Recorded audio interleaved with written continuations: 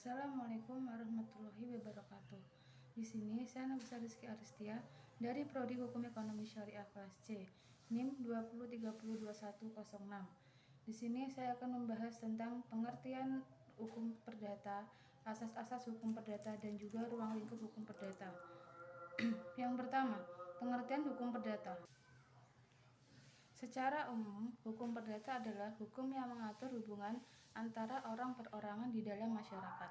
Secara umum, pengertian hukum perdata lebih sering diidentikan dengan kebalikan dari pengertian hukum pidana. Maksudnya, jika hukum pidana mengatur hubungan antara masyarakat dengan negara atau yang berkaitan dengan hukum publik, justru pengertian hukum perdata adalah sebaliknya, yakni mengatur hubungan antara subjek hukum dalam masyarakat dan yang berkaitan dengan hukum privat. Hukum privat adalah hukum yang mengatur kepentingan perseorangan dalam masyarakat.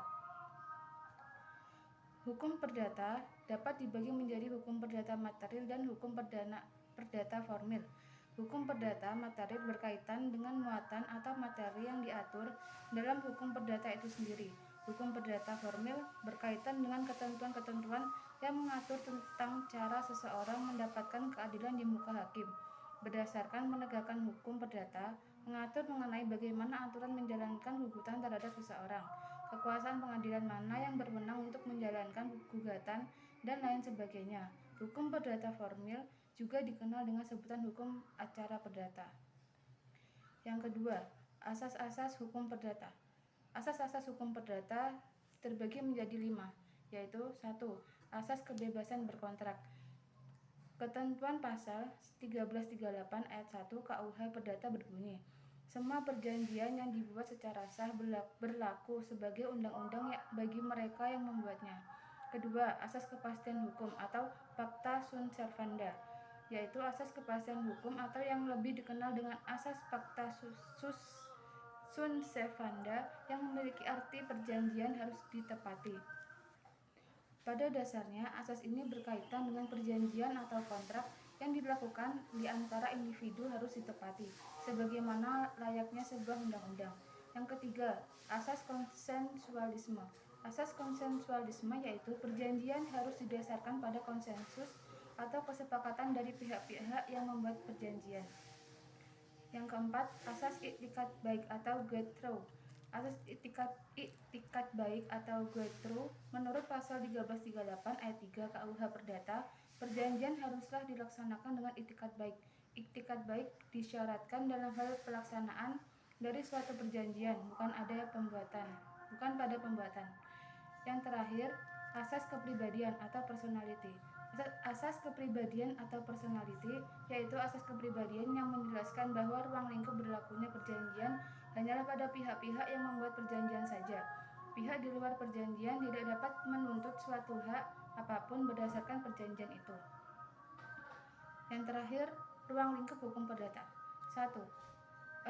Ruang lingkup hukum perdata dibagi menjadi 2. Yang pertama, hukum perdata dalam arti luas, yaitu hukum perdata yang luas pada hakikatnya meliputi semua hukum privat material,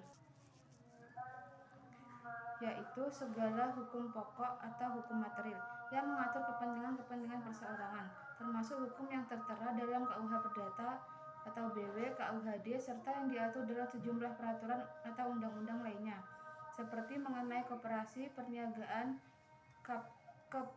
kepailitan, dan lain-lain. Yang kedua, hukum perdata dalam arti sempit. Hukum perdata dalam arti sempit ada kalanya diartikan sebagai lawan dari hukum dagang. Hukum perdata dalam arti sempit ialah hukum perdata sebagaimana terdapat di dalam KUHP Perdata.